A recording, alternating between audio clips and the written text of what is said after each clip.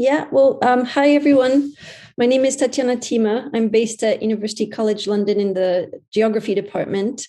And just a huge welcome to you all. And thank you so much for coming to this virtual book launch at a time of the year that is often rather exhausting in all sorts of ways. Before I introduce the event and our speakers, please bear with me as I briefly go over a few requests regarding our Zoom format. So please keep your cameras off as this event will be recorded, and we would ask that you please mute your microphones until the question and answer session towards the latter half of our discussion. And of course, we will take questions and be very happy for you to then unmute yourselves and indeed see you if you want to put your cameras on. There is also the chat function, so you can put any comments or questions you have in the chat box, and we'll try to keep an eye on those during the conversation and either take questions towards the end or if we can sort of fold them into the discussion. So everyone is aware the book launch is being live streamed to you on a YouTube channel, and it's being recorded and will be uploaded onto Open Book Publishers page. So if you have colleagues you know who couldn't make it today but would be really interested to listen in, please let them know that there will be a way to reconnect with them with this event. On that note, I just wanted to also say a quick word to our audience that many of us in this virtual room today may be based at UK institutions. And it is just a word of note that there is a 3-day strike this week, and several of us here are indeed on strike today. But I don't want to go into details here to avoid eating into the time of our speakers. But what I think is important to specify is that one of the key issues we are striking about is the growing trend towards casualization of work contracts, especially affecting the job security and morale of early career researchers. And given that this edited volume features the wonderful scholarship of early career researchers, most of whom are not necessarily based in the UK, it was decided following collective deliberation that the book launch would go ahead in solidarity with early career researchers all over who are working so hard to carve out a place for themselves and their peers in the higher education sector. So we're here today to celebrate the publication of the edited volume titled Politics and the Environment in Eastern Europe, edited by Dr. Eszter Krasznai Kovacs. Huge apologies for my mispronunciations of various wonderful names that I'm trying desperately to pronounce well. This is a book that includes 12 empirically rich chapters, in addition to a beautiful introduction that frames the entire book, but also a co-authored conclusion that draws together its key contributions. The book features the scholarship of 13 authors in addition to Eszter, and what is remarkable about this book is the notable effort to engage in a progressive politics of knowledge dissemination and co-creation. Firstly, by choosing to publish with open book publishers to make this book widely accessible to all. And secondly, by elevating the work and profile of early career researchers based at universities and research institutes across Europe and the UK, whose own epistemic roots are grounded in Eastern Europe and grounded in Eastern European lived experience, and whose commitment to doing research back home is part of a vital push to recenter Eastern Europe in environmental debates, and perhaps to think and theorize from and with the East, as part of a wider commitment in the academy to think and theorize from regions of the world that have historically been marginalized or less prominently featured in dominant Anglophone Western scholarship. We will be hearing from Eszter, the editor of the volume, as well as several of the authors who are here today. And we're delighted to also welcome Professor Petr Jehlička, who very kindly agreed to review the book and serve as our discussant today to offer his own reflections and pose a couple key provocations to the authors to get a conversation going. But to open the discussion, I want to briefly introduce the editor of the book, Eszter Kovacs, or Esti, as many of you know her as, and many of us know her as. Esti is currently a lecturer in environment, politics, and society at University College London, based in the Department of Geography. But this book was made possible thanks to Leverhulme Early Career Fellowship. I should also mention that I am, as many of you who know Esti, I'm sure, are in awe of this book because it is not only a beautiful example of collaborative scholarship that advances important debates, it is also produced It was also produced during extremely trying times, notably the global pandemic, but also around the birth of Este's beautiful daughter, Sophie. So for anyone with caring responsibilities for elderly parents, young children, or otherwise, we can all appreciate the challenge of juggling academic demands and care work. And it is therefore all the more moving to see the book in print, knowing the incredible hidden labor that went into every moment. It's also an example, I think, of academia at its best, because edited volumes become a generative space to build intellectual communities where that can deepen friendships in the making and future collaborations. So on that note, I turn to you, Esti, to share with us perhaps some thoughts on the making and co-creation of this edited volume and why this book was so important and timely. Thank you so much, Tatiana. That was an absolutely beautiful introduction.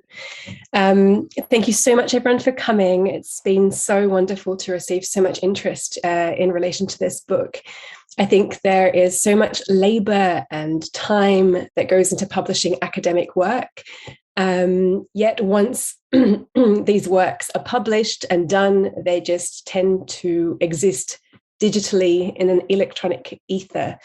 And so it's wonderful to actually get a visual boxes of faces to kind of gauge that there is real life interest in these topics. And I think it actually also really speaks to the continued importance of writing books, even though that sounds a little bit old-fashioned sometimes. But this edited volume was an absolute pleasure to put together. The initiative and the book were really galvanized for me amongst this particular group of people, because we all sought a forum to talk about environmentalism and politics together in an Eastern European context, where many of us are observing rather challenging trends. I think challenging is probably a good word to use. And we wanted to proactively establish a space for conversation around these challenges. In many ways, I hope that this book is just a first step to starting a conversation on these topics that will continue into the future. Amongst the contributors to this volume, several of us met at various European conferences around political ecology and environment and sustainability. I wanted to kind of reflect two observations on these conferences that really contributed to the motivation for the book itself. Personally, over the years, I became very struck at the ways in which these political ecology and environmental conferences focus the bulk of their sessions on environmental and social relations in the so-called global south. Any perusal of a book of abstracts from many of these conferences will show that there were usually only 2 or 3 sessions over a whole 2 or 3 day conference that looked at similar environmental and social relations closer to researchers' own homes, which were within Europe or the global north more widely. I thought that another interesting anthropological observation was that the contemporary scholarship on Eastern Europe was actually still, or again, largely undertaken by Eastern Europeans. And there are structural and economic reasons for this, many of which I hope that we will get onto later in the discussion when we talk about the place of universities and research within Europe and the wider world. But for now, I just wanted to say that generally this positionality amongst us researchers meant that we actually had a shared method that took advantage of familiarity with research cultures, of societal interpretations of history and local context dynamics that made fine-grained and deeply ethnographic research possible. And I feel that this makes this book very important and very rich in terms of the perspectives that it can cover and that it presents. So this book very broadly looks at what environmentalism in its many forms, whether as a formal sector, as a set of political views, as activism, as grounded and embedded undertakings, or as received knowledge, what it looks like, how it's contested, and how it is transforming and mutating when it comes under pressure. And that pressure is often sudden and dramatic within an Eastern European context, but of course, importantly, it's also gradual and processual in terms of what the challenges and the change looks like. Environmentalism as a sector, I think, is increasingly fraught in the region as elsewhere as well, which is in stark contrast to only a few decades earlier in terms of the role that environmentalism had at the time of the post-socialist to post-socialist transition. From my own experience, this is something that I've actually even observed in only 10 years as working as a researcher. 10 years ago, I started working amongst conservation groups in Hungary, and there has been an enormous shift in how grants from the West and from EU and from private sources were sought after to realize conservation projects. I would probably argue that a decade ago, grants were a source of competitive pride. They were seen as a potential connection and learning point with stakeholders from outside the region, usually just from further west. However, today, I would argue that as the EU has essentially become the sole financier of conservation and environmental activities, these same groups increasingly express frustration with the forms and conditionalities and homogenizing tendencies of EU projects. And there is no longer the subservience that the sector demonstrated a decade ago towards these Western sources of finance and projects. And I would say that these are resented financial dependencies that also take place within a dominating political context that maligns the environmental sector as increasingly foreign and brought in and funded by the West as if it were a bogeyman. And certainly within Hungary, I think these speak to wider resentments and fears within Hungarian society. But also, I think we need to note that there are consequences to the hierarchizing tendencies between East and West Europe, which I think has consequences in terms of the societal and political polarization that we're seeing today. I didn't want to talk for very long, and I really would like to bring in Petr, Jehlička, and chapter contributors as quickly as possible. But I wanted to end on a note of commemoration. 2 days ago, we received the rather shocking, for me, for its suddenness, news of Eva Balog's passing, who wrote a daily blog called Hungarian Spectrum. I wanted to bring up her example because I so valued her work and commitment to trying to be a meaningful cultural translator who made every effort to bridge worlds and perspectives. And I think that making space for and developing and fostering environmentalism and its required transitions requires much of the same humble and dedicated engagement and communication in ways that reaches outward from the academy, so that we make research an engaged and engaging part of the worlds in which we live. So there is, I think, an awful lot to do in this area everywhere, let alone in Eastern Europe. But I think it's a really important one that we take forward, and I hope that we come back to talk about. So thank you very, very much again for coming, and I really look forward to the discussion to come. Thank you, Eszter, so much for sharing with us a little bit about the backstory of the collection and that very moving tribute to Eva Balog. And to be honest, I really would say that you guys are all collectively taking on the baton in bridging worlds through this collection. So congratulations to you all for that. I want to now turn to Petr for his comments and reflections on the book, and invite you, Petr, to share your provocations with the authors. So just as a quick note of introduction, Petr is a professor at the Department of Ecological Anthropology at the Institute of Ethnology within the Czech Academy of Sciences in Prague. And his work on Eastern European environmentalism, including a wonderful recent paper published in Progress in Human Geography, will bring an important analytical perspective to the debates and arguments of the book. So Petr, thank you so much for being here today, and over to you. Good afternoon, everyone, and many thanks, Tatiana, for the introduction.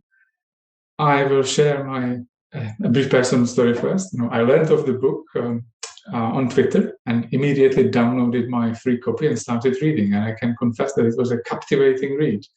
And I should stress that this was long before Eszter approached me with the suggestion that I might join you today to celebrate this fantastic achievement. So it's a real honor and pleasure for me to be here with you today and celebrate this topical and truly groundbreaking book. I could talk long about the affinity between the topics and approaches in the book with my own research and my own interests. And these include nature conservation, environmental movements, food consumption, sustainable consumption, natural resource use, local and everyday environmentally beneficial practices, but also the ambiguous effects of the process of Europeanization, on which the chapters, on all of which the chapters provide a welcome update on recent developments. However, to me, the main value of the book is in the perspective adopted to studying the environment and politics in Eastern Europe, and in the critical approach to analyzing the dynamics of the unequal relationship between Eastern Europe and the West in this research area. I felt for some time, on the basis of conference presentations and interactions with fellow academics, that in this research area, things are changing. And I have sensed a new trend in the way the environment and Eastern Europe are researched and interpreted. And to me, this book is a pinnacle of these efforts at the moment. More specifically, I was really impressed by the critique voiced about the continuing dependence of environmental movements on know-how, funding, and innovations imported from the West to the East, and about the ambiguous and detrimental effects of this continuing dependence. There was also hope in the showing new developments, new initiatives that are trying to break the mold in this respect. And I really appreciate it. And I like the way the book's chapter often note how counterproductive the use of so-called markers of comparison can be. And by markers of comparison, I mean the indicators of societal advancement derived from research in Western contexts and deemed to be universal. Equally ambiguous effects had the imported models like sustainable consumption based on individual preferences and entrepreneurial agency that entrench market-based solutions. While this was a source of innovation on the one hand, on the other, this has also had, as my colleagues and I also shown in our work, detrimental effects on the-ground everyday practices that are not market-based, that are often perfectly informal, in fact, and that are not even based on imported participatory projects. These already existing models of sustainable behavior and practices often have to do with the fairly sustainable use of natural resources are also often devalued and marked as a sign of backwardness and a lack of modernity. Several chapters also engage with political effects of this devaluation of local livelihoods and approaches and link them to the emergence of nationalistic sentiments and similar feelings. It's great to see, therefore, that the book recasts these everyday, already existing environmentally beneficial practices that are widespread in Eastern Europe as valuable and worth scholarly attention. And I would argue that in many respects, in terms of everyday routinized behaviors that are not necessarily environmentally motivated, but environmentally beneficial, Eastern Europe is ahead of the West and should be viewed as such. And in this sense, I see the book as a turning point in the efforts to reverse the region's peripheral status as a source of theory and inspiring knowledge in academia.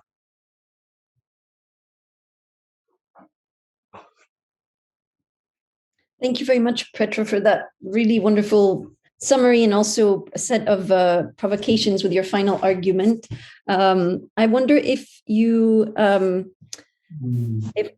want to kind of pose a particular question to some of the authors that may get Well, I've agreed with Eszter that I would prepare a couple of provocations or questions, let's say, to which authors of chapters could relate to, and we kind of start a discussion in this way. So my first provocation is this.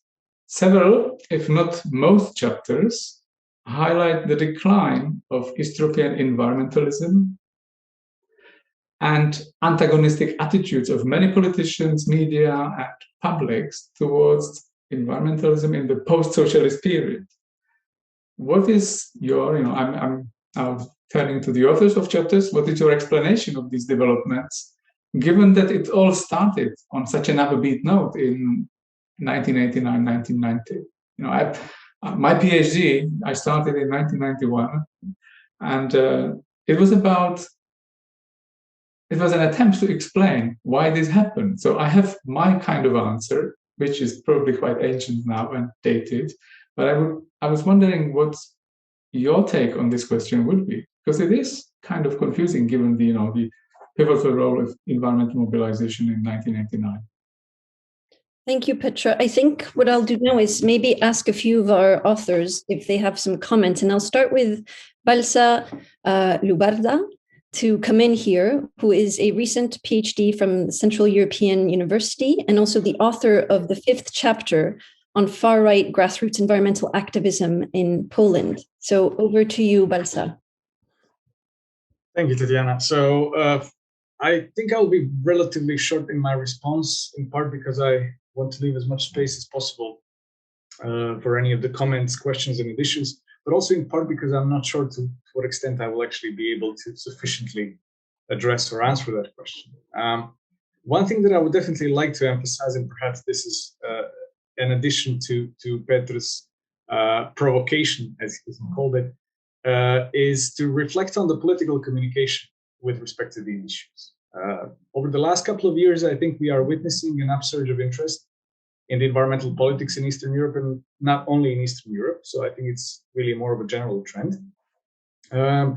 Overall, this is definitely a welcome, refreshing, welcome development, especially in comparison to how some of these issues have been dealt with over the last couple of decades. Mind the abolition of or the dissolution of the Hungarian Ministry of Environment, so we could speak about particular countries, cases of open climate denialism coming from not only the far right, but also other political actors, such as those, for instance, in Poland, and not only Poland, actually, labeling environmental activists the enemies of the state, as we are also witnessing at this very moment in the Western Balkans, in Serbia, in Bosnia and Herzegovina, and in Montenegro. So there's apparently a lot to learn from speaking about these recent developments. Eszter spoke about I think the coinage was the rather challenging trends, if I remember well, which I find to be a tremendous understatement, but it is what it is.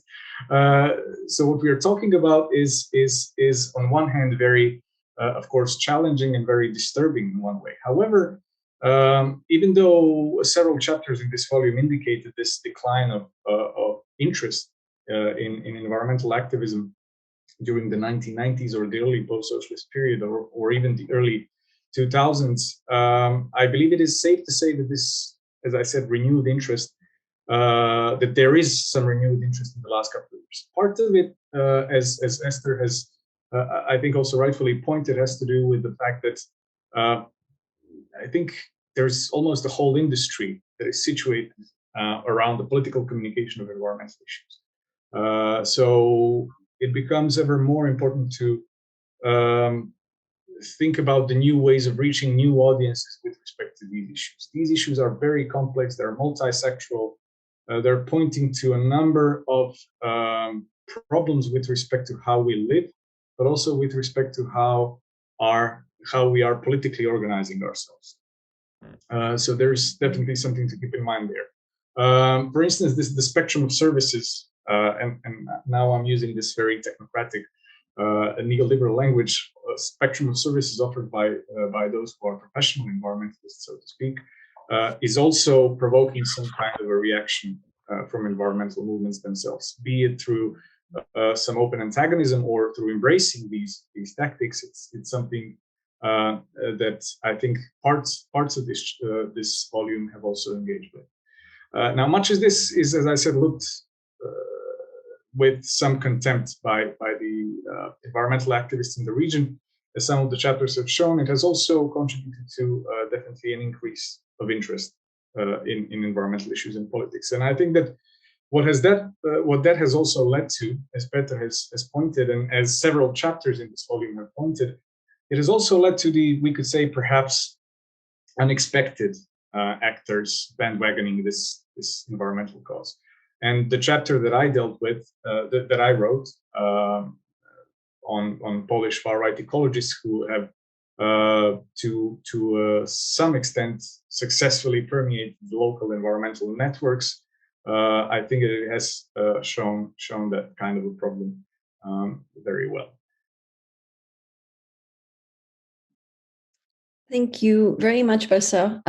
I'd like to now ask Jovana Dikovic if she wants to say a few words. So Jovana is a postdoctoral researcher at the University of Zurich and contributed chapter 11 on the effects of agricultural subsidies on Serbian farming. Actually, not only about this, about rural development, what we don't know about rural development in Serbia. First of all, thank you very much for inviting me, and thank you very much for hosting this wonderful event. I'm really very sorry that we cannot be in person in one place, but anyway, this is also sort of very nice occasion. Actually, I wouldn't like to talk much about my chapter, but I think that I would rather actually follow up what Balša said and try to contextualize more environmentalism in Serbia from the perspective I see it, and from the perspective I think my informants would agree. I think that Serbia, in one particular sense, is maybe an exceptional case because we witness the increasing rise of environmental activism, which wasn't definitely the case before. So unlike other post-socialist countries, Serbia actually only is witnessing this revival, not revival, but actually emergence of these different various local and regional environmental movements. And of course, this is very much related to and associated with unfavorable and very corruptive corporate agreements and contracts that the government of Aleksandar Vučić has been signing since 2012. So their activism might be definitely be marked since the government of Aleksandar Vučić, and of course they have different sort of common topics that they address. They try to increase transparency, awareness, activism as well, and of course to cause stopping these unfavorable agreements.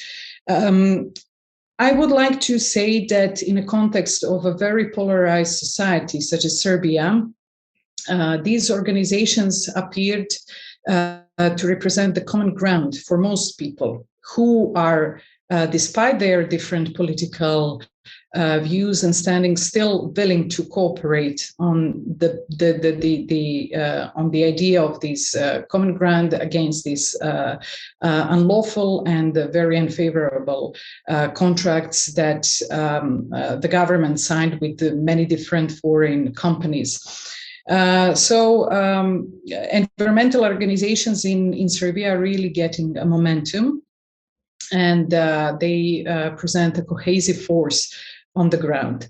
And I think currently they are the only political organizations that can mobilize so much people, thousands of people on the street, because all these political power and forces on the oppositional side became very evaporated, and they were losing the power to mobilize people. But I would also stress another very important and for me personally very worrying aspect of these environmental movements. First of all, it should be said that they face, as any other oppositional organization in Serbia, they face very serious logistical problems. So they do not have normal access to media. They do not have proper financial support and so on. But what is actually more worrying for me is that they do not provide any clear ideas, any clear answers about the reconciliation of some of the many and, in my view, very important issues. And this is, they do not provide ideas how to reconcile conservation and development. So in that sense, for example, professor and findings of the Professor Eleanor Ostrom and her team might be some of the valuable inputs on how to provide certain and favorable resolution to existing problems. The second point is that these organizations do not have clear ideas on public-private partnership. Since it is quite clear that a political regime in power will remain in power for quite some time, these environmental organizations do not have clear answer how they will achieve certain steps forward toward more environmental protection or conservation, if and how they will cooperate with the certain sectors of the government which is in force. And the last point, because I really wouldn't like to take too much time, is that they're actually lacking to answer how they will involve foreign capital, for example, in the form of conservation finance.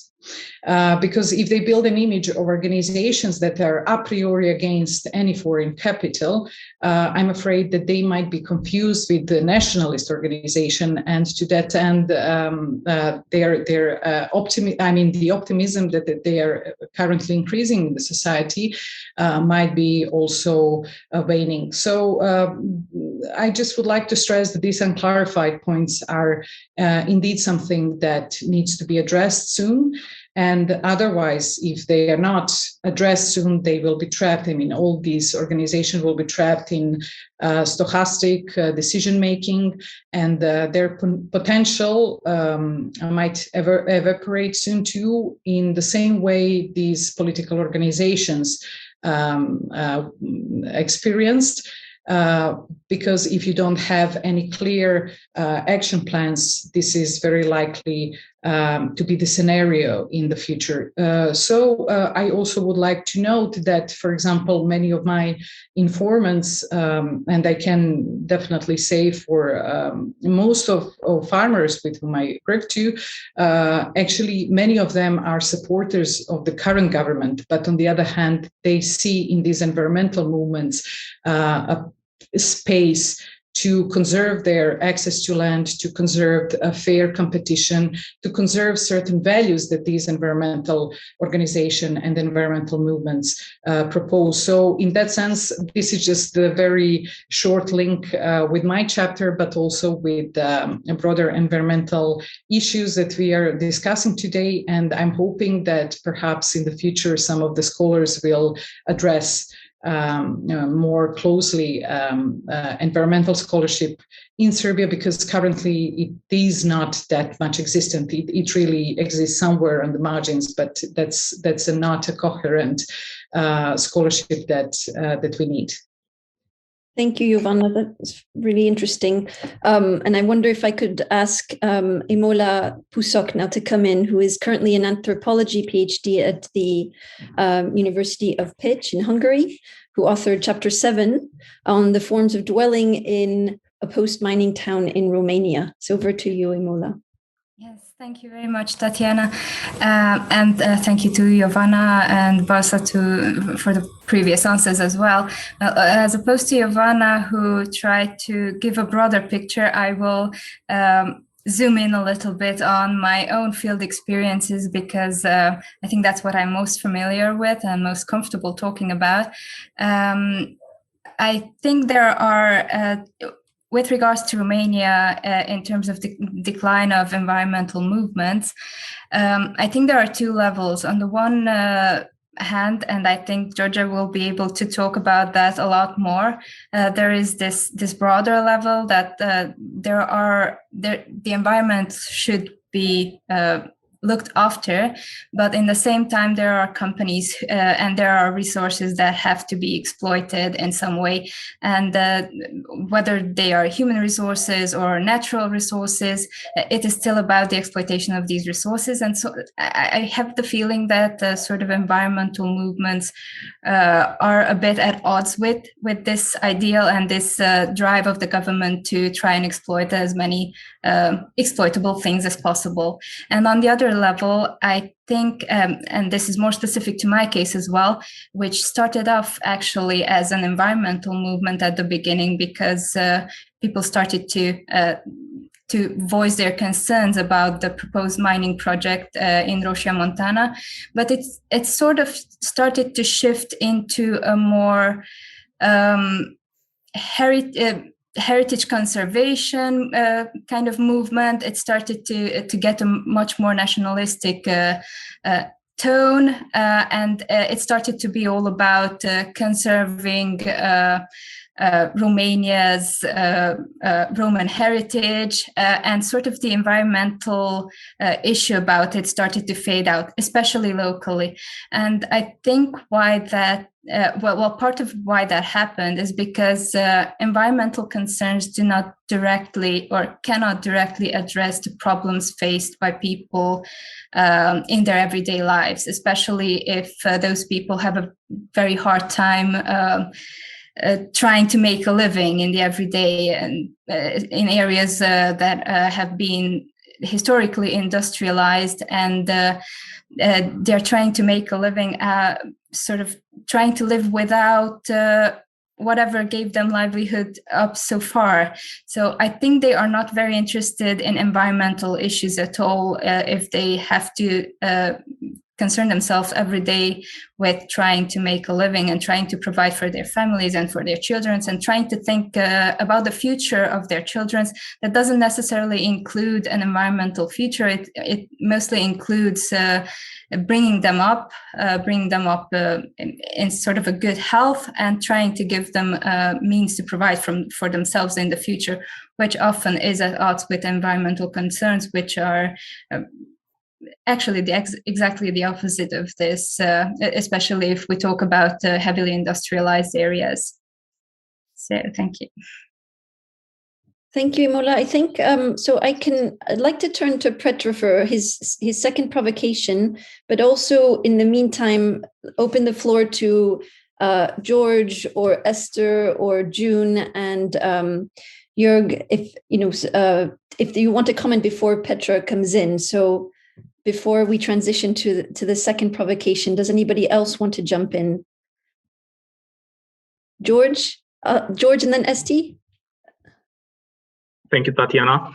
Thank you, Imola, Jovana, and Balsa for very insightful thoughts, and Petr for your first provocation.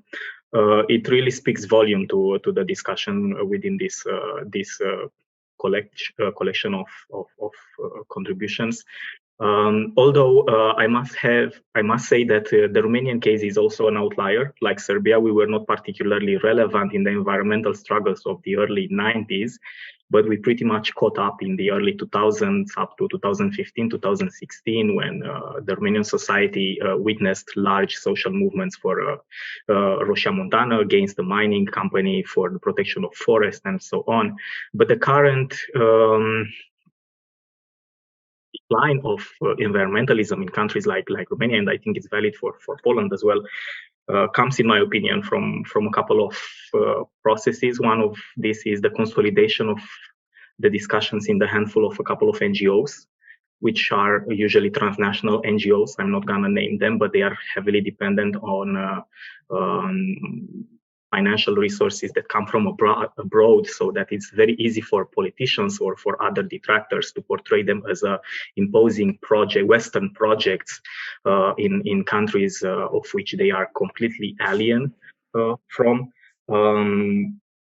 They are easily castigated as bringing foreign interests into these countries, and part of this blame comes also from the fact that big NGOs were pretty much obtuse to local forms of environmentalisms. They were not necessarily interested in local ways of fostering coexistence, for example, with large carnivores or forest protections among the common property regimes that are historical in the Carpathians and so on. So these forms of local grounded environmentalisms that survived over centuries were never considered a contribution to conservation. Moreover, they were considered as harmful to the environment because they were not speaking in terms of sustainability, development, promotion of local natural values and so on. So it's pretty much this is my explanation. And another explanation resides in the fact that most of these environmentalisms are not really sensitive to the local socio-economic processes that are happening on the ground. For example, they see local land abandonment as an opportunity for conservation, for rewilding processes, instead of trying to understand that this is a result of poverty and lack of economic opportunities and access to infrastructure, health, education, and so on. So it's considered by the local populations as pretty much an perverse take on their current predicament. I think this pretty much adds up to the discussion of Jovana and Imola and Balša about this demise of environmentalism. So thank you. Thank you, George. That's a really nice addition to everyone's intervention. And I'll turn to Eszter for some comments as well. I actually think George summarized beautifully. I was going to make very similar points around the fact that if we look at who undertakes environmentalism today, the positionality of environmentalism vis-a-vis it being an organic, rather apolitical movement at the time of transition to today being a top-down hierarchical, often imposed, often financially dependent relationship from above. I think that in many ways the problematic dynamics that Petra's question really gets to stems from that. And yeah, George's examples were perfect for that. Thank you, Eszter. Petr, do you want to come in with your second provocation? Yes, thanks, Tatiana. I must say that I'm slightly more optimistic in some ways than a lot of contributors so far, but I understand that, of course, this is based on research in contexts that are slightly different to those perhaps I'm familiar with. But I think that also in the book there are chapters which kind of set a little bit more optimistic tone, and rather than what Eszter has just called this kind of top-down hierarchical movements and so on, and George was talking about as well as Imola. There are also new, more recently developed movements which are based on local traditions, perhaps, and which are aware of or which have transnational links, but also respond to local traditions, and that are becoming more effective.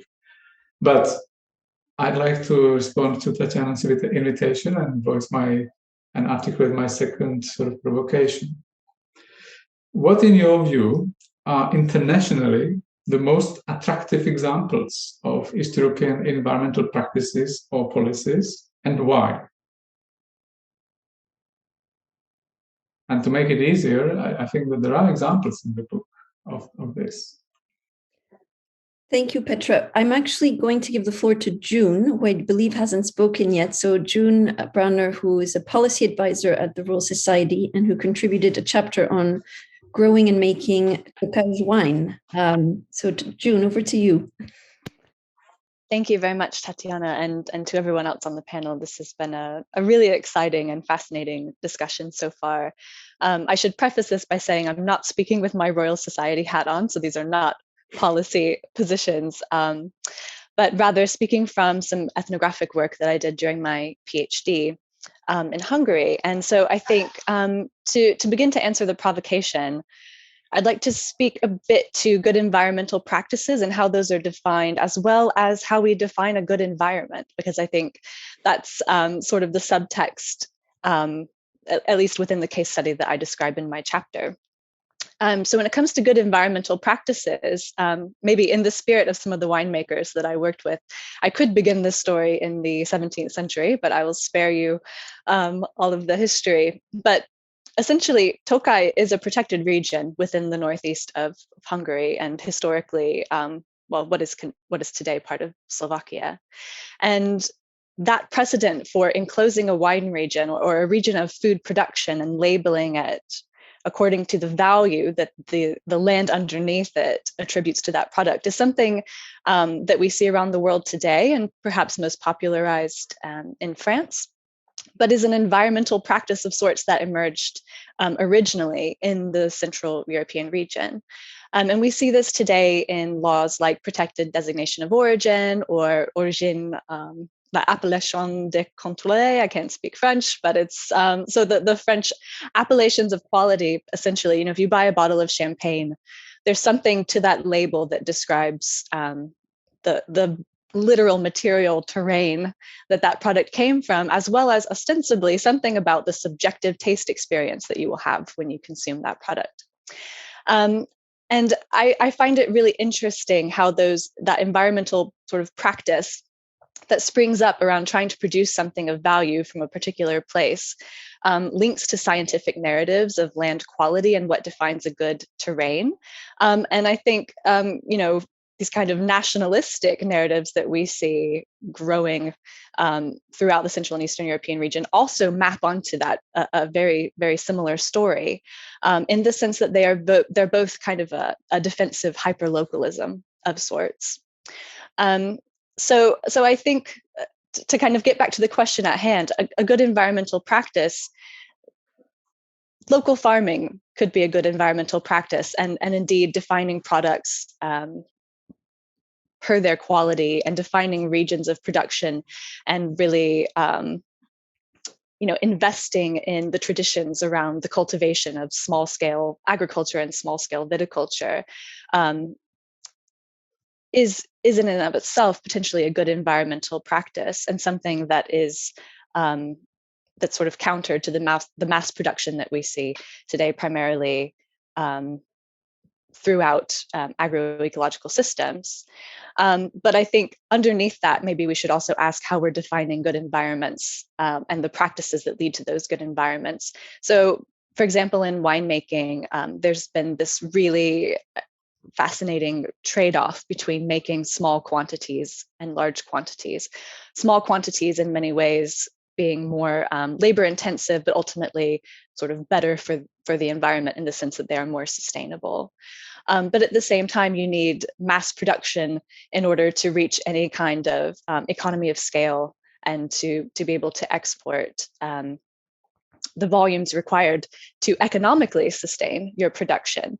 So, for example, a winemaker I spoke to is planting 2,300 vines per hectare, whereas before he might have planted 6,200. So nearly half of what could have been planted before. And that means that you're only getting about 4 tons per hectare rather than 4 or 5 times that as you would with mass production. And this is not only a shift in ideology around what constitutes a good product, like a high-end wine, but has real ramifications for how people deal with the environment and also how they define the environment. And this means that today wine producers are looking to things like scientific narratives of quality, DNA evidence that grape varietals are indeed natives to where they're being grown, or evidence of certain soil nutrients in the ground itself.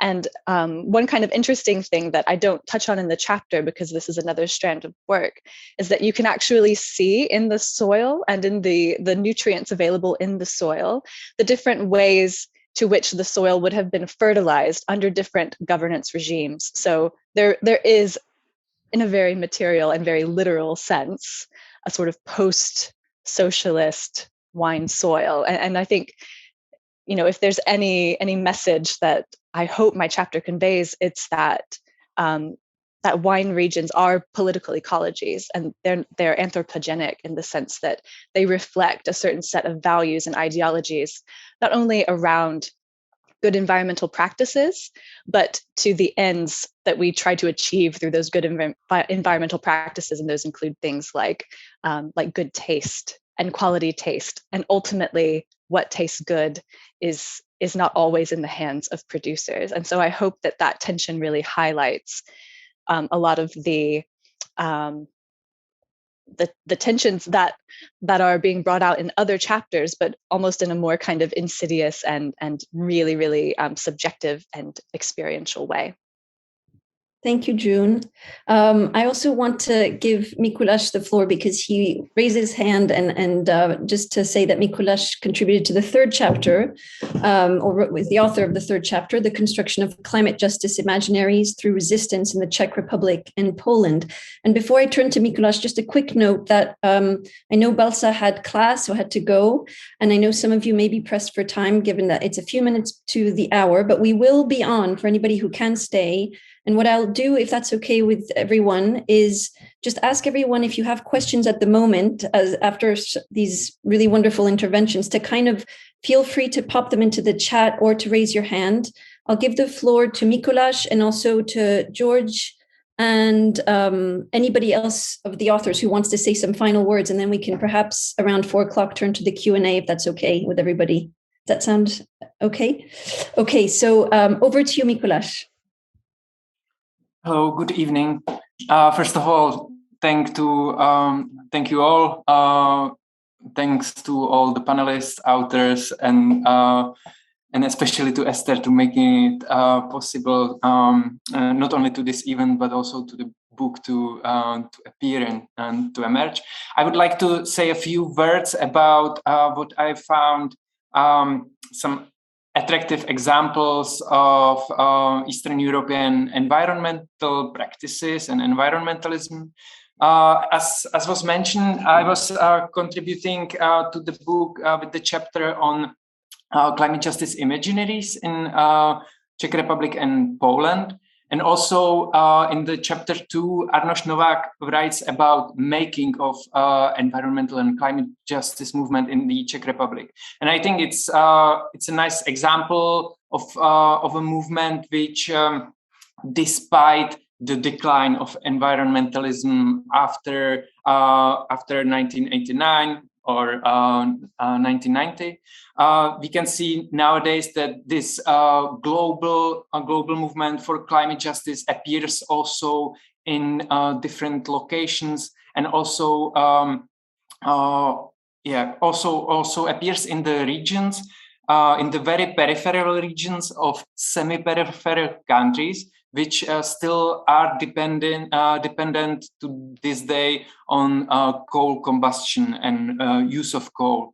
And what I think is this example of actions, of direct actions against the fossil fuel infrastructure in those particular regions. What I think is interesting about it is the, let's say, careful translation of a global climate justice narrative to the resistance on the ground, which was happening in the countries and in the regions before, which is possible to demonstrate on, for example, local referenda against the coal mines or against the expansion of the current mines. And the careful articulation of climate justice to situate it to the regions, which enables the cooperation with, and to put it really simple, to enable the collaboration with ordinary people, with local farmers, for example, with people who are generation older than the new people in the new movement. This is the contribution which is I think really worthy to see, not only from the scholarly perspective but also in general, as a thing that enables the dialogue between the polarized society, as was mentioned previously by Jovana. yeah, so that was my few cents. Thank you, Mikulás. And György, if you want to say something, so György, am I saying it right? György? It's impossible, of course. I mean, György, but... So co-author of the first chapter with Eszter on the dismantling of environmentalism in Hungary. Please, over to you. So it's a paradox that I'm jumping in with the good examples, since Petr was very right writing to us that that chapter is particularly something which makes us depressed, because it's a story of dismantling and not building up something or keeping something. But I just would like to raise three issues, or three storylines which might make our imaginaries a bit broaden and connected to sustainability, even though we are not living in a world which is really taking it seriously.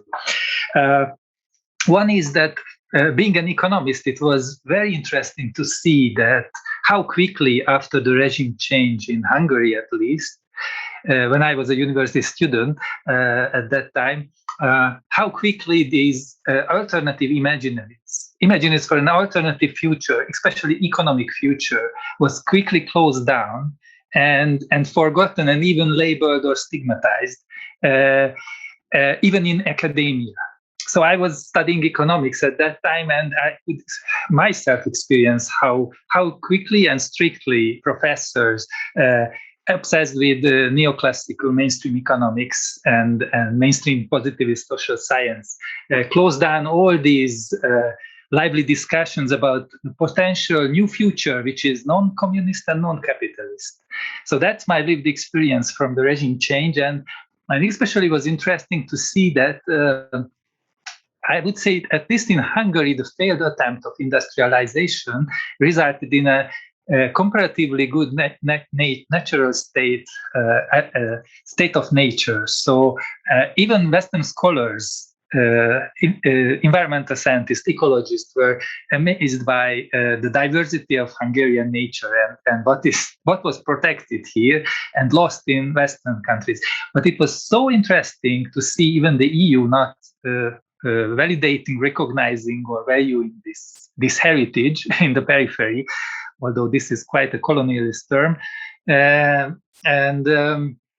So that's one issue which I am amazed with, that we couldn't reach this valorization of our precious nature, even though it was striking how much we have compared to Western countries.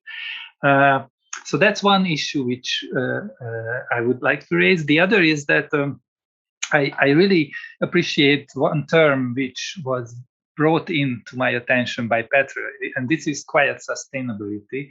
And all those activism which is labeled by this term, which I think it's another valuable experience in our region, that we already mentioned this, and Petr highlighted that all these informal everyday happenings, even and not just in the food sector, but other related sectors related to the commons, related to solidarity economy. These are, again, not valued, not recognized, and not brought in by academic scholarship as some assets, which gives a different perspective on nature, human nature relations, and environmentalism. But that's still going on. That has a historical continuity, and also some renewing it due to generational dynamics, I would say. So it's very, I am admiring very much the new generations who are coming up with creative ideas, at least what I am experiencing in Hungary in diverse respects of this. I would call it a depoliticized sustainability initiatives, which don't want to make it political. They want to make it not only lifestyle, but more kind of everyday philosophical. approach towards sustainability, if I may say so. And the third issue, which I find intriguing, and maybe this is not so much a good example, or partly it can be seen, is that I was studying with some of my research colleagues, some of them are here in the audience, environmental conflicts in Hungary during the socialist times and after. And what I would kind of see or assume now that what is happening now under the current Hungarian regime is kind of the very similar environmental conflicts compared to the communist regime. Local people left alone. Experts, especially nature conservation and environmental experts from the bureaucracy, are not on their side, but on the side of the big government and big business, as was the case in Hungary during the socialist time. So it's a very interesting situation to see that if you want to preserve something, again, you are left alone, and you have to rely on solidarity among your neighbors, among your fellow human living in that neighborhood. So, but I stop here to let the audience step in. Thanks, Tatiana. Thank you, György. Esti, before we turn to the audience, do you want to pose your question you put in the chat, or have any kind of closing remarks on your side? Thank you, György. I found some of your thoughts really provocative, and I just wanted you to elaborate a little bit in terms of what you were thinking of when you mentioned depoliticized sustainability initiatives. So what sort of things are you thinking of in terms of how are they being kept depoliticized, essentially? Permaculture. Yeah, I started to write. I mean, what I see is that we lost the political imagery of environmentalism. That's maybe particular to Hungarian development of disillusion by the party, which was growing up from the Green Movement and then completely co-opted by the capitalist representative democratic political system and lost its radical imaginary. And I think the younger generations and myself has no face in this politics and the political arena anymore. And what we have face in is that we change our practices, we change our behavior, and we change it together, but without any reference to being a political movement.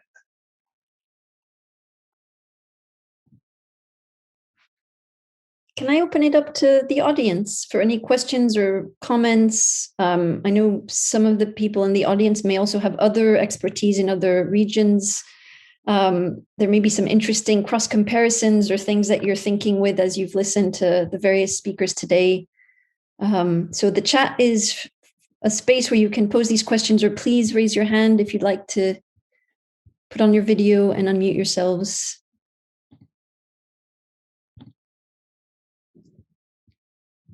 Well, to give people a moment to maybe put their question in the chat, Esti, please help me if you see hands up, because I'm trying to make sure I look, but I don't want to miss anyone. But if I may ask a question that I find really fascinating, I was wondering for everyone, it seems like one of the kind of cross-cutting themes is also about this tension between the imposition of externally imposed or imported either NGOs or environmental movements, or even a particular language of sustainability, conservation, development that doesn't take into account local everyday livelihoods, everyday practices and so on. And this is a theme that we see in various contexts in the global South throughout the last 70 years of so-called humanitarian development in the aftermath of World War II and the kind of moment of progressive decolonization.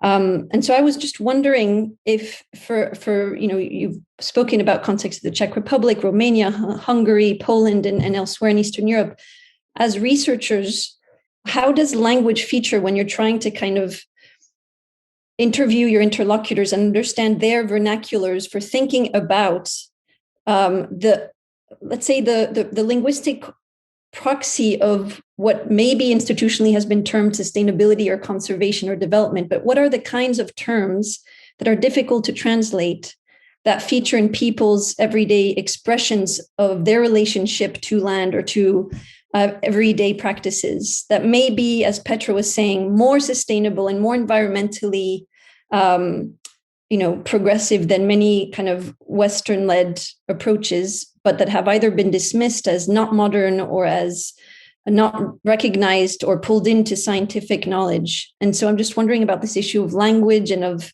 some of the things that are difficult to translate, but that actually in the way that they describe metaphorically or allegorically that relationship to these everyday, more informal practices say so much that is difficult to translate. And I noticed throughout the book that there are these efforts to pull in the actual terms in themselves. I just wondered if you could maybe reflect on that, anybody from the panel. Jovana, I see your hand up. Just a moment. Okay, so the closest example that I can give from my fieldwork site is how people manage waste. And of course, how people support others who are in less favorable position, who are poor. So this is done through the gleaning. This is really very old practice of harvest sharing. So the first harvest goes directly to the person who owns the land, while the second harvest, when the field is harvested, goes to the poor, usually Roma in the countryside where I did my fieldwork research. So vernacular expression of that would be pabirčenje. This is a Serbian example, but it is also widely used in Serbo-Croatian, Bosnian contexts and settings. And in that sense, through this very old and very customary practice, people not only resolve the waste, but they also increase the sustainability and also regain the dignity of the poor. So in that sense, I think this is something which should be taken into consideration when we think about local understanding of sustainability without these big meta words and narratives that are imposed from the West and from these sustainable ideologies and narratives.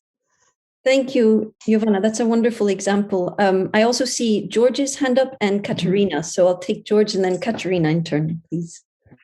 Thank you, Tatiana. I will be very short on this. I think most of the contributors to this volume are also locals, and they speak the local language. So for us, it's very easy to switch codes immediately from corporate speak or academic speak to local vernacular terms. And one of the things that I noticed is that the people use much more instrumental words and expressions in comparing to the words that are used by NGOs, which are really aspirational, normative, desirable, and so on. So they would refer more to the actual use of that resource while speaking about their sustainability. This is a great observation that I made in the Carpathians, and they tend to use this very much practical, instrumental words in comparison with something that sounds abstract like sustainability that they would never use. Thank you, George. Katerina, are you already gone, or are you able to? She's gone. I'm here. I'm here, and I actually was about to leave, but then raised my hand by mistake. So I just wanted to say, huge congratulations. It's really a pleasure to read. And I'm new to study of environmentalism and political ecology. So it's just such a wonderful resource for anyone working in Eastern Europe. And I would maybe ask for reflecting on this other side that I think other kind of dimension of the project that I think you've done so well, but we haven't reflected on, is this the hierarchy of knowledge production itself. Because I know I have done work on it in different kind of disciplines, and it's really a topic that's been so relevant in the last couple of years. So I just wanted to ask you to reflect on it, but also maybe more specifically to ask about what kind of collaborations are possible with researchers in East Europe. because I find this something that I'm working towards, but it also has so many different difficulties that perhaps are sometimes a bit unexpected. So if you could just kind of briefly reflect on it. But thank you so much and congratulations again. Thank you, Katrina. Maybe I'll turn to June, who had her hand up to answer that question, and you can fold in your comments about the previous one if you'd like. Yeah, well, I guess, so to speak to the question that Katarina had just posed, which I could probably answer better after a bit of reflection, but I'll just speak off the cuff and say, I should preface this with my own positionality as an immigrant to Central Europe, who moved there as a young adult, and in many ways can say with conviction that I did grow up there in a sense. But yeah, I can't say that I'm of the region. I think working with locals, and I did try to do this research in partnership with several organizations, including one NGO in Budapest, and trying to advance sort of endemic scholarship within the region has been really interesting as someone who has come from the outside. I think there's something about advancing a political ecological lens in a region that has suffered from such a misinterpretation of both Darwin and Marx in the span of 100 years. And trying to use that lens, which draws from theories that come from both of those thinkers, is something that I've found really fascinating and challenging to negotiate with other scholars. I'm not really sure how else to answer that, but I think also in the context of having gone to CEU, as I think some of the other authors have been affiliated with, and seeing how a kind of critical scholarship coming out of that institution has been received, is also something that really marked my own ethnographic experience in the region, which was met with a bit of skepticism by a lot of the winemakers and farmers that I was working with. Has to be said. So yeah, that's my immediate reflection on that question. I was also going to comment on the issue of language, and just to say this isn't necessarily around the language of sustainability per se, at least not directly, but the language around winemaking and taste is something that I feel like deserves its own chapter yet to be written. But there's this really like hegemonic way of talking about wine and good taste that's been kind of mapped and thrown onto the Hungarian wine production world. A lot of those tastes don't necessarily translate when you're talking about the mark of a good wine is notes of passion fruit and cherimoya. I don't even know what that is. What is a cherimoya? It doesn't grow in Hungary. So it's kind of impossible to use as a reference point. And when we're talking about the value of land and the way we, see humans as part of the landscape. In Hungarian, there's a word dulo, which is not quite vineyard. It's sort of a parcel, and there's a term dulomitologia, which is like it's sort of like the French terroir, or like mythology of the vineyard, but it's not exactly the same. But it's something that, I try to use that term throughout my chapter because it's not quite the same as vineyard, and I think speaks to a really localized way of valuing and interacting with the landscape. Thank you, June. I wanted to just, I'm looking at the chat, and Kavita put a really nice comment, and I'm happy to read it out. But Kavita, if you're there and are able to put or unmute yourself, you're welcome to say the comment and ask the question yourself if you'd like to. Thank you, Tatiana.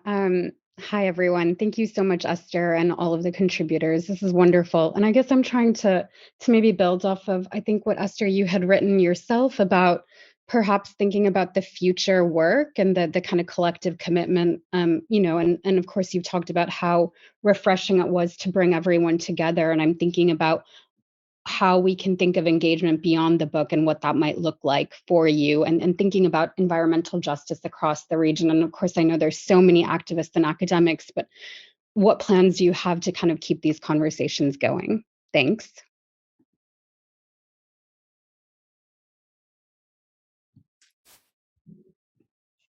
That's a huge question, but thank you for it, because in many ways it bridges us to somewhere where I was hoping that we would get to, kind of as a collective and as a group. In many ways, I think that the realities of working within universities and research companies, or even just freelancing at the moment, or coming to the end of PhDs and being uncertain about where we're going to be employed next, I think the continuing thread amongst the contributors to this volume is an ongoing interest in wanting to do something. And so in many ways, the ways that we have been thinking in a couple of emails about going forward is to focus on political things and activities that are kind of inevitable and are going to happen within short-term horizons. So here I'm talking or thinking of elections that are coming up, both at national and local levels, in terms of holding various forums, not only to promote this book, but to maybe even speak to specific environmental themes that are being contested in various places and elections. And that is actually the only kind of concrete way that we were thinking about taking this forward. So I would also welcome anyone who's still able to participate for a few more minutes in terms of brainstorming what to do from here. Because I definitely feel that we have so much experience between us that it would be a shame to lose our connections and momentum. But institutionally, that question is enormously challenging. So thank you for highlighting it. And I think that we kind of wanted to think through the ways in which we could potentially not only set aside time, but resources to network together as a group of writers, of course, and researchers, but also within the kind of environmental causes that we're also working, whether that's amongst viticulturalists or farmers, rural development practitioners, conservationists, and so on. Thanks, ST. I have another hand from Riem. Hello. Hi. Hi. Thank you so much, everybody. And Tatiana, for your really engaging moderation, and huge congratulations to all contributors and the editor. This is kind of, I don't know, a question. It's probably too huge a question, but ST, if it helps you to kind of think of what next, maybe it will be of some use. So I work in a very different place in the Himalaya, and I work in a place where the state has consciously taken on an environmental identity to counter the West in some ways, you could say. I won't go into that now, but it really made me think, listening to many of your presentations and comments. One question I have from a place of unfamiliarity for you is, how might it have happened differently in the various places where you work as regards to the post-socialist state, and how might you differently deconstruct the various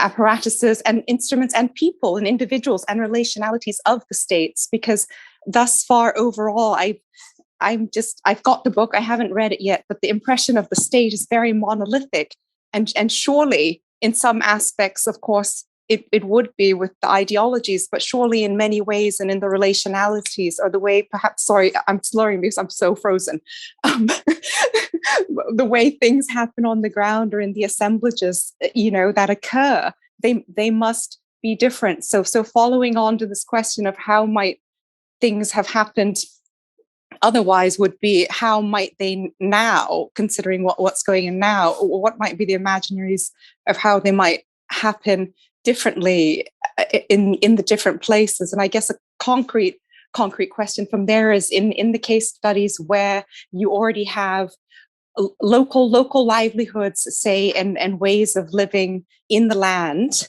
that were perhaps ignored, mistranslated, overrun, obliterated by state rules and practices, how might in such instances things occur differently, perhaps recognizing, you know, what is poverty, to whom, in what ways. I'm thinking of specific papers now that I've heard over the past hour, and perhaps like in the mining town or things like that. I'll leave it at that. Thank you. Thanks, Riem. Does anybody want to take that question or just provide any reflections to bounce off of Riem's comments? I'll have a quick go. I do think that often we in the region think of the state as monolithic, and not accidentally.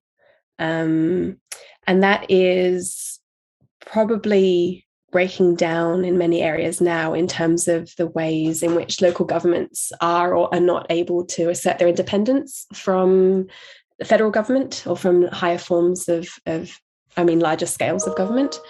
But generally, the cash register is so firmly ensconced, I think, in the upper echelons of the state in Eastern Europe that there's very high levels of dependency amongst lower government scales. So there's room for movement and innovation and support to local people, and the sorts of programs that they bring in using council land, for example, are determined by financing streams that are determined elsewhere.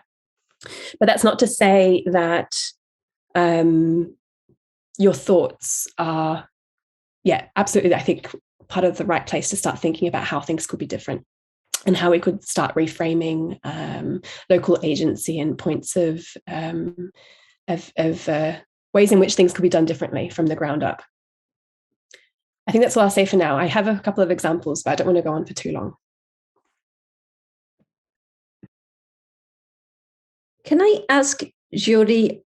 Sorry, I feel like I'm completely mispronouncing it. Is it György? Am I saying it okay now? That's fine. György is fine. Just the short version. György, I wanted to ask you, kind of in a sense, there's some linkages with Riem's question, but I was very struck by your statement about the loss of a radical imaginary and the loss of the possibility of some kind of space between non-capitalistic and non-communist imaginaries. And I just wondered if there is a loss and a certain fatalism in your kind of way of thinking about this, or whether there might be, just as the same way as thinking about waste regimes, they give way in sites of presumed decay. There are different possibilities that emerge. And I'm just wondering if we use that as a metaphor, if there might be forms of regeneration that lie at the nexus of, or the space between, these non-capitalistic, non-communist possibilities that kind of, in a sense, link to Kavita's question about potential openings for environmental justices that can be articulated in various ways, and perhaps that emerge out of this moment of breakdown, loss, and seeming, disillusion, I guess. Yeah, I would say that my personal feeling is that definitely there are movement. There are initiatives which are renewing the lost radical imaginaries.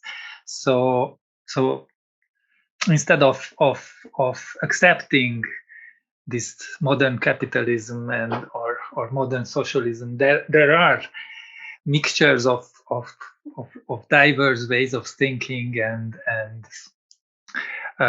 especially I would say that again that I see some generational dynamics definitely going on, which I am not an expert of, but this is my lived experience, maybe completely biased. Also, I would say that still there is this tendency, this very interesting tendency, which I see especially in the media, the intellectuals in the media, at least in Hungary, that they still keep this dichotomical thinking or this dominating imaginary that there is one word possible which is good and the other is bad, and there is no other way to. So I feel it, especially in the so-called oppositional media, that they are ridiculing all South American, African, Asian, so to say, radical alternative imaginaries and movements. So what we read in the Hungarian, even the opposition, so I'm not talking about the government-dominated propaganda media, which I am not listening to, but this imaginary is painfully lost, and it's still lost in this urbanized media culture. And this urbanized media culture is also very much looking at even the Hungarian rurality as something I don't know, something interesting in a not a good stance. But anyway, I don't have a firm position on this. This partly lived experiences and partly my feelings that we had a lot more within socialism as well on the socialist countries. So more diverse economies, lots of solidarity-based remnants beyond the state domination, and these are living still. But one issue which was raised, that how it could have been happened differently. It could have been happened differently if we are aware of this, and we valorize it, and we enable it and empower it, and that could have give us a kind of experiment whether there is something beyond what is for me currently completely unsustainable and going towards a crash globally. But Mikulás is happy to join me. Give us some hope. Yeah, well, that's a tough task to give some hope, right?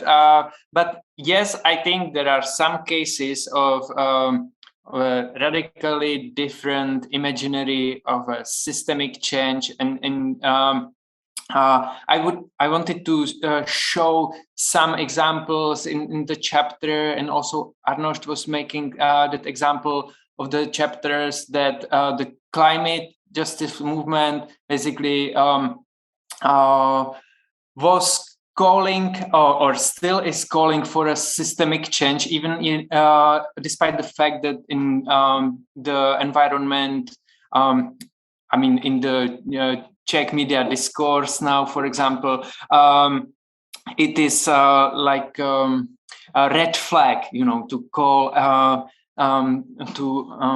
to call for a systemic change and so on. But despite that, there are not only rhetorical examples of, let's say, banners or speeches at the demonstrations calling for a systemic transition, but there are very tangible facts of solidarities which are not a cheap gesture, but that are very contested. And for example, the solidarity with the LGBTQ rights in Poland, which appeared at the climate camp, or you can see now the solidarity with the people who are locked in the borders between Poland and Belarus, and you can see very many people actively engaged in trying to help people, despite the fact that it's really hard task, despite the rhetoric, which is really not easy to handle, the rhetoric from the state-owned media in Poland or the national media, or also here. But not to speak only about the examples from those two countries, I think we can see examples in Croatia, where people from the environmental justice movement, also entered the politics successfully. And we can see now also let's say a surge in the call for a new deal, which is not based on the fossil fuel extraction and fossil fuel use, but also connected to the social justice, confronting the dependence on cheap labor, and bringing intersectionally the environmental as well as social justice together. In various countries and in various local contexts. Thank you, Mikulás. It just strikes me, just as a quick side note, that the notion of sustainability is a kind of meta, narrative that some of you have talked about, and yet that could be critiqued as a kind of external imposition. And yet solidarity and social justice seems to be something that does resonate across contexts at the moment and has kind of meaningful registers and interpretation. So maybe something for another time, but I want to just mark just maybe I know we could keep this going, but it does seem like it's getting late for everybody. And I wanted to maybe offer the floor to Petr and Eszter for some final comments, and otherwise to say to everybody who has to go, thank you so much for coming. And I'll just turn over to Petr and Eszter for a few words to close. Tatiana, I'll try to be brief. I want to continue in this kind of hopeful and more optimistic on that note. So first of all, as many people have already alluded to, sustainable development, sustainability are Western concepts developed in a specific Western concept and responding to certain needs and norms and values in specific social context there. And then it's been exported to the rest of the world effectively, including, of course, Eastern Europe. Now, it's often associated with innovation, market-based kind of instruments, responsible behavior, individualization, and so on. And also, it's often assumed to be driven by technological advancements and innovations and so on. And I perfectly understand that. I'm all in favor. I think, however, that this has a limited reach and limited effect, as we have learned over the past decades. Only certain people can behave that way, and certain people can embrace these tools and so on. And anyway, we have learned that this doesn't take us very far. Sorry. What I'm kind of trying to advocate in my work and work I'm doing with my colleagues is to kind of broaden this perspective, and speak of diverse sustainabilities, diverse forms of sustainability. And I believe that one source of inspiration are these East European already existing practices. This is sustainability that already exists, is widespread.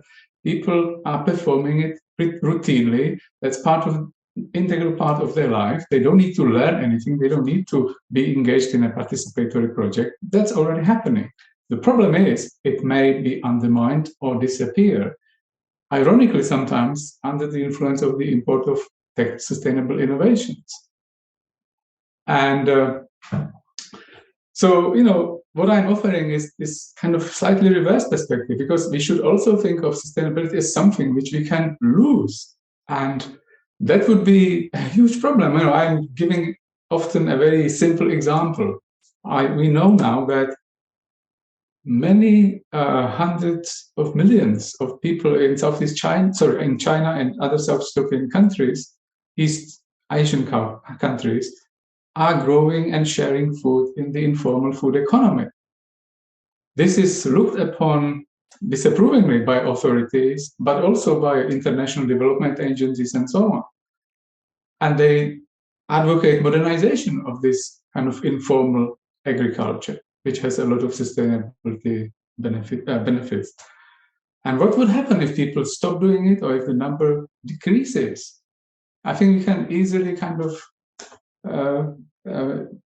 realize that this will lead to greater ecological footprint of commercialized, marketized agriculture.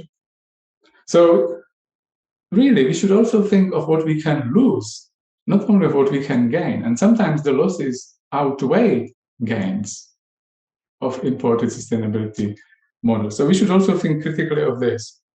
And I will end on two examples related to Eastern Europe, which I think deserve attention. One is what already been mentioned, and it also features in the book, for example, in Renata Blumberg's chapter on food. In Eastern Europe, large segments of societies are, and that applies to all countries, regardless of the differences that have been highlighted in our conversation today. Large segments of societies are involved in several ways of obtaining food, And if I draw on Amartya Sen's concept of entitlements, it's exchange. People basically earn money and then go to the shop to buy food. That's normal everywhere in the world, including Eastern Europe. But on top of that, 50% of many, populations in many East European countries also grow food in their gardens, allotment plots, and so on. And most of them share some of this produce with other people, including those who don't grow anything. So the majority of the population in many East European countries are involved, first of all, in informal food production, but also in kind of interaction of this informal and formal food economy. People can use combinations of strategies of obtaining food. That makes society and also households more food resilient, more food sovereign, if you like, than in countries from which most of the sustainability concepts are derived. And second point, and this is my last really sentence, is waste. I'm now trying to start a project on food waste. And what has become apparent is that East Europeans produce a lot less food waste than the EU average. In Czechia, it's 42% of EU average. And typically, research projects on food waste are driven by the desire to make people produce less food waste. But, I would like to revise this perspective because Czechs produce 42% of EU average and we don't know why. We need to know why so little, because if we knew that, and if we were able to kind of apply this knowledge creatively across Europe, we would resolve half of the problem. But somehow nobody thinks that way. Full stop. Thanks very much. Thank you, Petr. That's very wonderful kind of points to think with. And I'm going to turn over to Eszter for the final words. Oh, thank you, Petr. They were wonderful thoughts, I thought, to end on.